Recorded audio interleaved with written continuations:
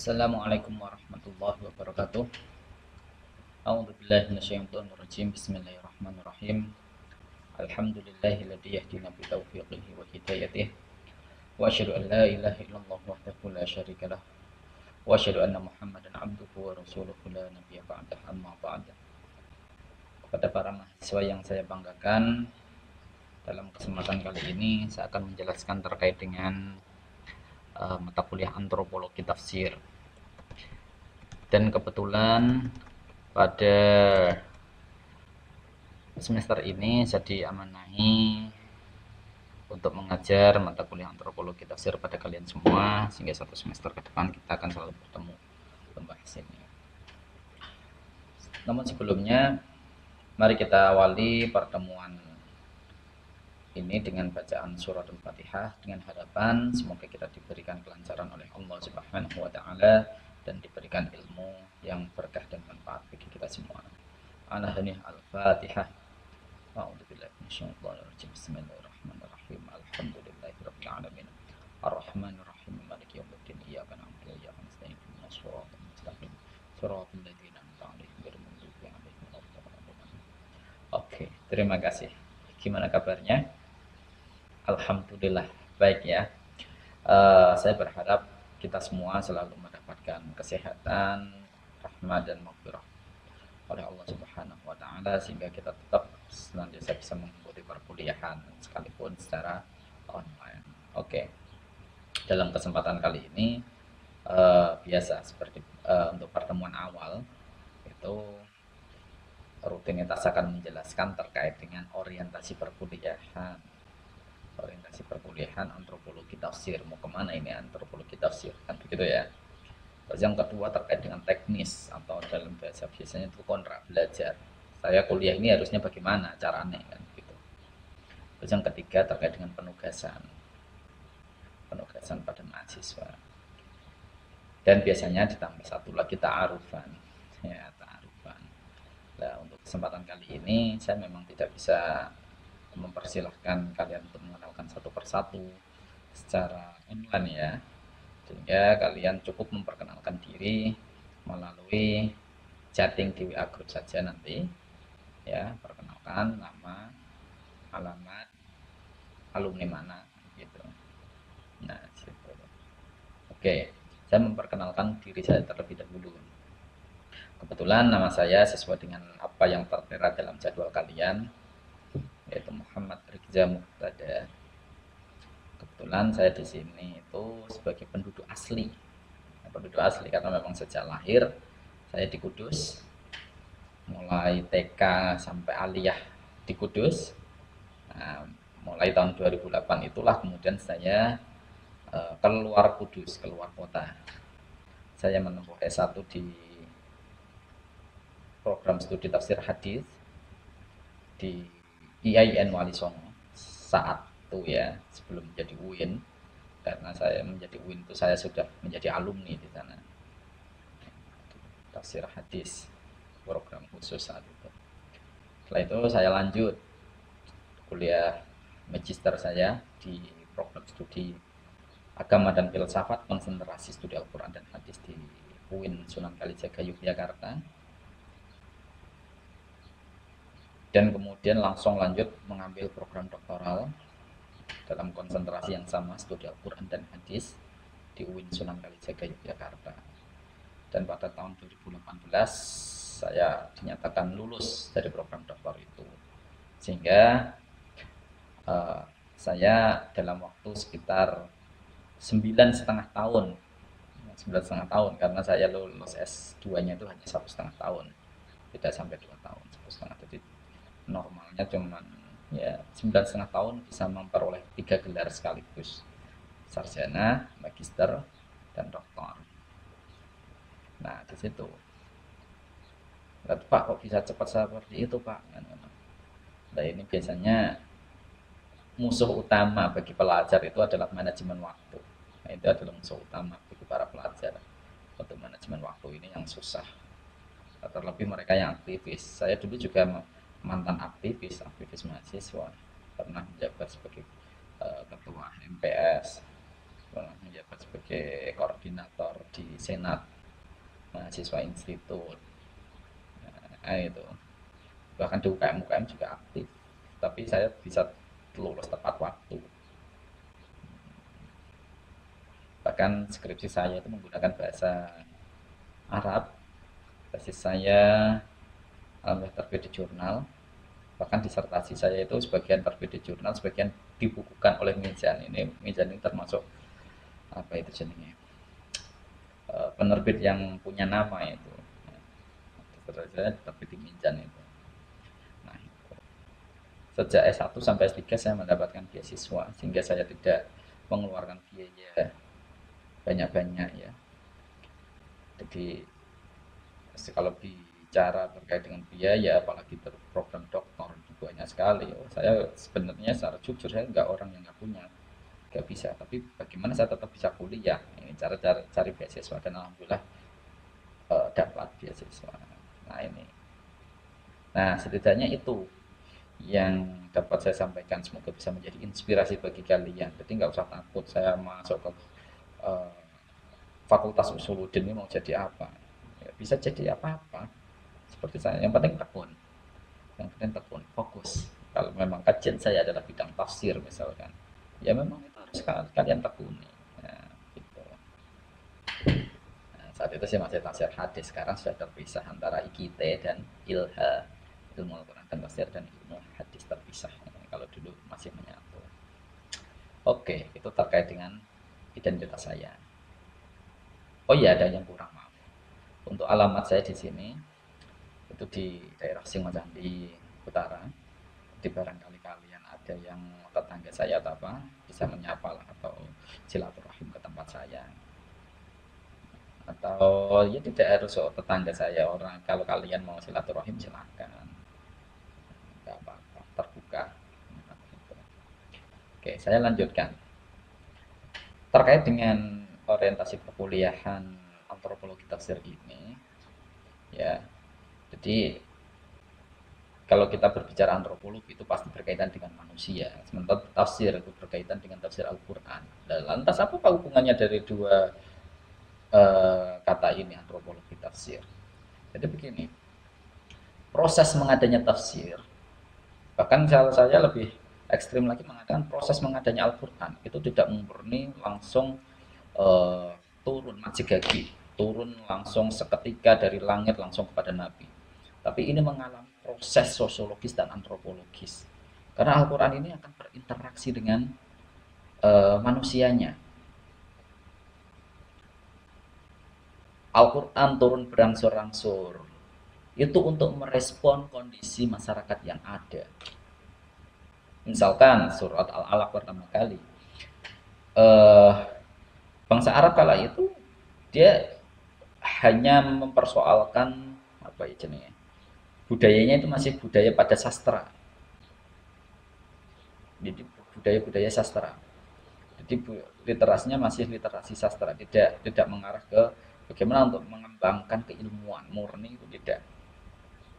Jadi di sini Al-Quran turun menggunakan kata-kata Iqra. Al-Quran pertama kali meresponnya dengan Iqra, bacalah. Maksudnya kan membaca. Untuk membaca apa? Membaca realitas yang ada. Karena saat itu mereka untuk budaya ilmiahnya nggak ada, nalarnya buntu. Kalau saya nalarnya buntu, iya.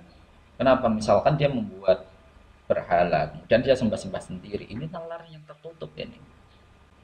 Tapi kalau berbicara sastra, dia sangat tinggi sekali di sana. Nah ini, kalau sastra, soalnya banyak penyair itu. Maka dalam hal ini ketika Al-Quran diturunkan, Al-Quran memang bisa dianggap sebagai kitab sastra, karya sastra yang tinggi, karena nilai balaganya sangat tinggi di sana. Ya, nilai balaganya sangat tinggi. Kenapa kok harus menggunakan media sastra, Pak? Ya, karena memang budaya yang sedang berkembang saat ini adalah budaya sastra. Tetapi ingin melakukan dekonstruksi, melakukan gebrakan terhadap peradaban yang ada di saat itu. Masyarakat diminta untuk melakukan apa ya, pemikiran ulang. Ayo nalarmu buat nalar yang sehat, jangan nalar yang semacam itu. Nalar nalar yang dikembangkan dalam nalar permusuhan, dari persaingan antar kelompok, bahkan nalar yang ya terlalu patriarkal di mana perempuan itu sangat tertindas. Nah, itu nalar-nalar ini yang kemudian ingin dirubah oleh Islam. Caranya piye? Ya memang menggunakan kata-kata ikra tadi bacalah. Wis penting wani maca sik. Ora-ora kon ngapal ke ya. Makanya ikra bismi rabbikal ladzi khalaq, bukan ikhfa. Bukan, tapi ikra. Bacalah. Nah, ini. Jadi Al-Qur'an ketika turun itu sudah melalui proses antropologis, proses sosiologis, jadi untuk merespon kondisi masyarakat yang ada itu ketika Al-Quran. Wah, dalam perkembangannya, nah ini dalam tarikh tarikh tafsir ya, dalam perkembangannya ketika Al-Quran sudah dibukukan dan sudah dibakukan dalam rasam Utsmani, wah, kemudian banyak ulama yang tidak lagi mempersoalkan teksnya, tetapi kemudian yang dipersoalkan ada tafsirnya, tafsir Al-Quran. Tafsir Al-Quran itu sangat beragam ya. Kalau kalian sudah pernah belajar tafsir, pasti ada ragam tafsir. Mulai tafsir berriwayah, ada tafsir berra'yi, ya, ada tafsir-tafsir yang lain misalkan ada biistimai dan seterusnya itu. Wah, itu banyak sekali ya. Nah, ini ragam tafsir ini menunjukkan apa jenenge? Tidak adanya kesepakatan dalam sebuah penafsiran. Tafsir itu akan selalu ya menyesuaikan dengan konteks pengarangnya. Di mana pengarang itu ya hidup dalam konteks sosiologis, antropologis yang sangat berbeda. Ibnu Abbas misalkan yang penafsir yang paling awal karena dia dari kalangan sahabat. Lingkungannya memang lingkungan sahabat sehingga ketika dia menafsirkan Al-Quran dia akan selalu berangkat dari hadis. Karena memang budaya saat itu bisa langsung tanya kepada Nabi, cross check pada Nabi. Beda dengan orang-orang belakangan, misalnya At-Tabari atau Ibnu Katsir, ya sama-sama menggunakan hadis, tapi dalam penggunaan hadisnya dalam kitab tafsir At-Tabari dan itu sudah memasukkan kritik sanad terhadap riwayah itu. Apakah ayat ini bisa diterima di penafsiran semacam ini atau tidak? Ini masih berdasarkan pada kritik sanad itu, kritik riwayah tadi. Oh, belakangan misalkan tuh sampai ke siapa? Fakhruddin Ar-Razi dalam tafsirnya Mafatihul Ghaib. Oh, ini sudah berubah lagi coraknya. Coraknya itu lebih ke tafsir falsafi. Model dialektika yang dikembangkan oleh Fakhruddin Ar-Razi dalam tafsirnya itu menunjukkan bahwa dia sudah tidak lagi berpacu pada riwayat secara penuh. Dia sudah menggunakan model dialektika. Kalau pernah belajar filsafat tahu filsafat dialektika. Dia akan menyampaikan seluruh tafsir, ya, tapi dia tidak akan menjawab salah satu. Jadi pembacalah yang harus menyimpulkan dari tafsirannya. Nah, ini model dialektik. Kenapa kok seperti itu? Karena Fakhruddin Ar-Razi ini hidup di masa kejayaan para filosof. Ada di antara ada Ibnu Sina, Ibnu Rushd, Al-Kindi dan kawan-kawannya. Itu hampir semasa dengan Fakhruddin Ar-Razi. Karena Fakhruddin Ar-Razi juga terkadang dikenal sebagai seorang filosof selain sebagai mufassir, kan begitu. Lah, belum lagi tafsir-tafsir era kontemporer saat ini, misalkan tafsir Al-Misbah, tafsir Al-Azhar, tafsir Al-Ibris misalkan. Ini sudah konteksnya sudah beda karena penulisnya ini memiliki lokalitas-lokalitas yang berbeda, ada memiliki kondisi yang berbeda, ya. Misalkan tafsir Al-Ibris itu pasti akan berkaitan dengan konteks sosiologis di masyarakat Jawa Tengah khususnya Rembang. Jadi Anda cari tafsir misalkan terkait dengan istilah bebek banyak. Nah, itu tafsir yang lain nggak ada, tapi di tafsir itu ya bisa Anda temukan. Karena apa? Karena konteksnya memang sudah berbeda. Ada unsur lokalitas masuk. Lah ini yang saya sebut sebagai proses antropologis. Ya, jadi proses antropologis. Nah, sehingga di situ nanti ada beberapa mata kuliah, bukan mata kuliah ya, materi. Nah, ini bisa Anda lihat RPS-nya. RPS ini Anda bisa download di Fiklas ya nanti. Di Fiklas ya. Itu ada beberapa tafsir sebagai produk secara antropologis dan yang wahyu dan masyarakat pra-Islam. Nah, bahkan sampai kondisi sekarang tafsir itu akan selalu berinteraksi dengan masyarakat. Nah, disinilah saya mengatakan bahwa tafsir itu memang produk tidak final. Jadi misalkan ada orang yang kemudian melakukan dekonstruksi terhadap sebuah tafsir, maka itu hal-hal wajar. Wajar, yang penting dia memiliki argumentasi yang kuat dan disertai dengan metodologi yang kuat. Nah, ini bisa saja. Nah, gitu. Nah, itulah. Jadi tafsir ini memang produk manusia. Kenapa? Kalau tafsir ini kan bisa dikatakan sebagai apa ya? Bayani muradillah. Bayani muradillah ala tanfatil basar. Jadi kemampuan manusia, apa penjelasan manusia dalam menjelaskan apa yang dikehendaki oleh Allah. Nah, kalau yang dikehendaki oleh Allah ya memang dalam Al-Qur'annya itu. Al-Quran memang sudah dianggap sebagai final di kalangan umat Islam ya. Umat Islam dianggap sebagai final, tapi tafsirnya ini yang tidak final. Akan selalu muncul tafsir-tafsir baru dan itu sangat apa ya jenis mengalami proses sosiologis antropologis saya menyebutnya itu. Nah itu terkait dengan tafsir. Jadi nanti Anda bisa membuat tafsir baru yang sesuai dengan konteks Anda misalkan. Kalau sekarang sih trennya sedang dari tafsirnya tidak tafsir secara utuh, tetapi lebih ke tematik maudu'inya. Secara maudu'inya. Itu. Tafsir. Terus rujukan utamanya apa Pak? Rujukan utamanya banyak ya ini. Saya sampaikan ada karyanya Pak Islah Kusmian, The Clifford Girls, Pak Baidowi. Ya, ada Angelika Noyer, The Quran in Context. Ini seorang orientalis yang kebetulan justru malah membela keberadaan Al-Quran. Dia menggunakan pendekatan filologi. Anak MGIR ini dia meneliti tentang apa jenisnya living Quran. Jadi memang terbaru ini living Quran itu bagian dari bagaimana Al-Quran itu kemudian berinteraksi di masyarakat. Bagaimana model performasi di masyarakat. Jadi Al-Quran tidak hanya sebatas resitasi, tidak hanya sebagai bacaan, tetapi sudah menjadi performasi. Nah ini dalam proses antropologis Al-Quran sudah masuk ke wilayah itu. Nah, ini kalau dalam bahasa terbarunya adalah living Quran. Al-Quran yang hidup di masyarakat. Nah ini. Terus cara mencari buku ini bagaimana Pak? Mungkin dulu ketika kalian orientasi perpustakaan sudah dijelaskan, tapi nggak ada salahnya misal saya menjelaskan di sini. Misalkan begini, Anda mau mencari buku judulnya antropologi tafsir misalkan. Ketika jadi di sini antropologi tafsir, belakangnya kasih .pdf. Nanti akan muncul banyak PDF di sana. Nah, misalkan ini 33 antropologi Al-Quran, ini akan muncul PDF-nya. Tinggal di-download. Ya, tinggal di-download. Terus The Living Quran ini juga PDF ini atau kodenya PDF. Tinggal di-download. Kalau itu kalau mau cari PDF, kalau mau cari dokumen, Pak, ya tinggal ini kan di Doc, DOC.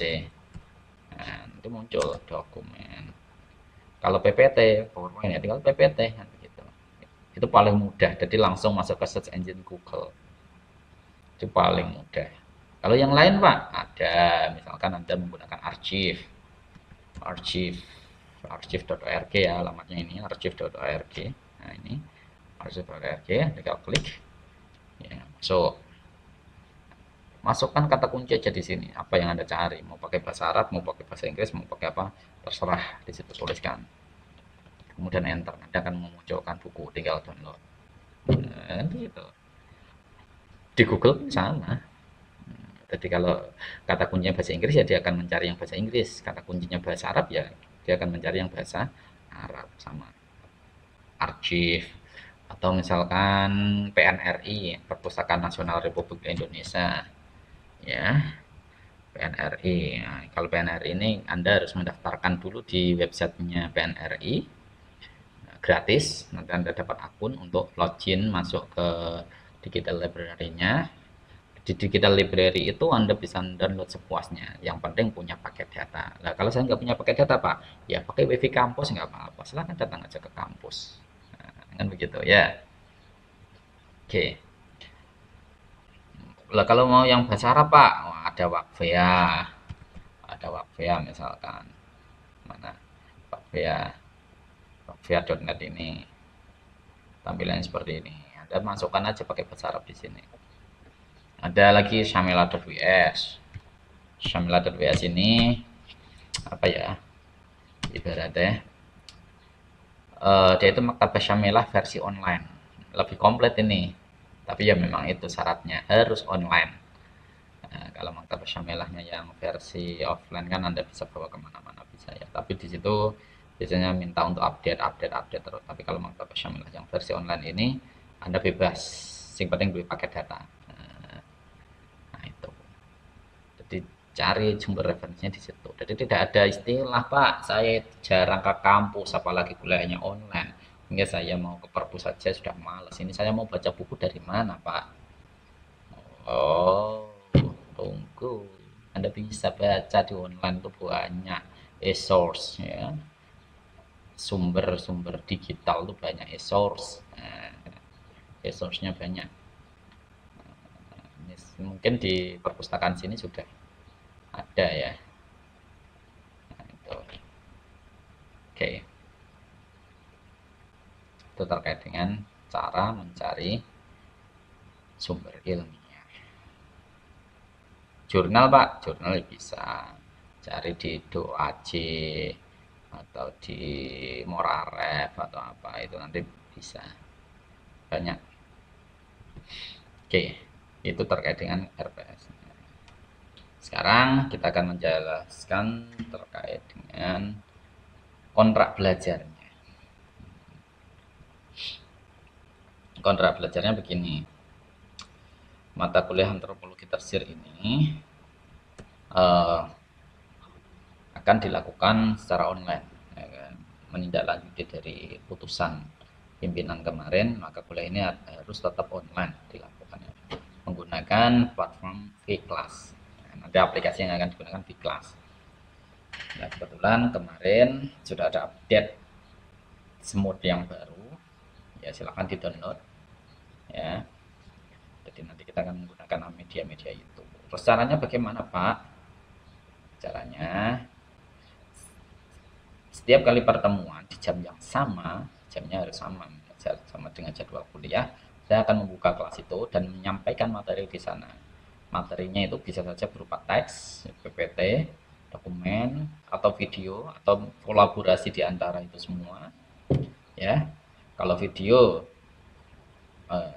karena media apa jenisnya bitnya banyak ya, MBPS-nya MB-nya banyak, maka akan saya upload terlebih dahulu ke YouTube. Nanti link yang di YouTube itulah yang kemudian saya posting di vClass. Begitu juga untuk materi yang tertulis, misalkan PPT, dokumen atau apa. Kalau ringan di bawah 2 MB, saya bisa langsung upload. Tapi kalau berat nanti saya akan masukkan ke Google Drive terlebih dahulu. Link yang di Google Drive baru saya masukkan ke vClass. Jadi nanti kalian belajar di sana. Itu materinya. Materi yang saya sampaikan seperti itu. Terus proses diskusinya gimana, Pak? Nah, setelah saya upload itu nanti kita diskusi dalam vClass. Karena ini diskusi ini adalah apa ya jenisnya? Obrolan akademik. Maka dia harus menggunakan vClass. Ya. Setelah dia menggunakan vClass itu nanti kita menggunakan media chattingan, ngetik ya, tanya jawab yang kayak gitulah. Kalau malas Pak, wah lama Pak, saya ngetik itu lama banget, selesai malah waktu kuliah sudah selesai. Boleh nggak pakai voice note, Pak? Boleh, cuman kalau di voice note kayaknya di vClass-nya belum ada fitur itu ya, sehingga mau tidak mau ya kita harus apa itu jenenge pindah platform. pakai WA group atau apalah. Kalau memang butuh interaksi ya kita boleh menggunakan Google Meet atau Zoom misalkan. Boleh, boleh, boleh saja. Nanti diskusinya di sana. Kalau diskusi akademik di sana. Kalau non akademik silahkan di WA group yang sudah kita buat itu. Oke. Nah, terus setelah itu, nah ini. Setelah itu saya akan memberikan tugas, penugasan pada setiap individu untuk melakukan resume atau memberikan refleksi terhadap materi yang sudah saya sampaikan. Dalam refleksi itu harus mencerminkan argumentasi Anda terkait dengan materi itu. Anda boleh setuju atau tidak setuju, silahkan. Yang jelas harus disertai dengan argumentasi yang ada. Harus yang kuat.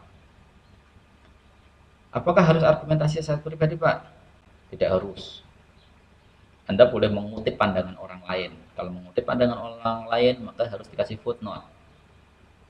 Harus dikasih footnote. Referensinya di mana Anda mengatakan seperti itu? Boleh. Boleh semacam itu. Nah, terus caranya biar Pak? Apakah berapa halaman batasannya, Pak? Gak usah banyak-banyak. Pokoknya maksimal satu halaman. Satu halaman, gak usah lebih. Kenapa Pak begitu? Nah, kalau terlalu lebih nanti saya sendiri yang akan susah nanti. Ya, terkadang mahasiswa nulis itu wah, terlalu banyak tapi intinya ra ono. Saya itu lebih suka langsung poinnya saja apa. Bahkan kalau Anda bisa membuat skema malah lebih baik itu. Buat skema, mind map atau apa, itu lebih baik itu. Ya. Nah, kalau pokoknya maksimal satu halaman, nggak usah banyak-banyak. Nah, dan ini rutin setiap saat, setiap kali perkuliahan. Nah, karena itu tadi Anda bisa lihat di uh, desktop itu saya menyebutkan ada tugas mingguan, penilaiannya itu ada tugas mingguan berbobot 30%. Berbobot 30%. Sehingga di sini terkait dengan tugas ini karena sifatnya mingguan, maka saya kira untuk nilai UTS-nya tidak dilakukan. Jadi nanti UTS-nya saya akan menggunakan nilai mingguan ini. Nanti tidak ada UTS secara langsung, tidak ada. Tidak langsung tugas mingguan itu. Anda rutin, maka akan Anda dapat nilai.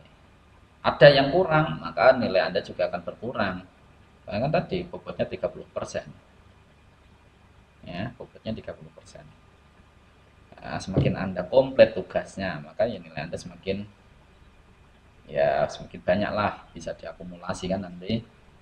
Nah, bisa diakumulasi. Jadi itu nilai UTS-nya kita akan ambil di situ. Nah, terus apakah ada UAS, Pak? Tetap ada UAS karena UAS ini menjadi tolak ukur untuk mengukur kemampuan Anda. Ini bornya paling tinggi ini, 40%. Ya, 40%. Nah, modelnya gimana, Pak? Nanti modelnya tugas. Anda membuat artikel, ya komplit lah disertai dengan footnote. Mulai dari pendahuluan, referensi, pembahasan dan closing statement ataupun kesimpulan kan gitu. Nah, itu. Terus bobot, untuk masa penugasan mingguannya gimana Pak? Ya kalau saya itu biasanya 1 hari, nggak usah banyak-banyak untuk tugas mingguan. Ya maksimal 1 halaman, nggak usah banyak-banyak. Boleh diketik, boleh tulis tangan, boleh. Nah, tulis tangan terus beri cara ngirim. Nah, dia di foto nanti fotonya dikirim kan begitu. Yang penting ketok bisa diwaca tulisannya. Nah, begitu. Ini itu tugas mingguan. Nah, terus yang selanjutnya terkait dengan penilaian, terkait dengan kehadiran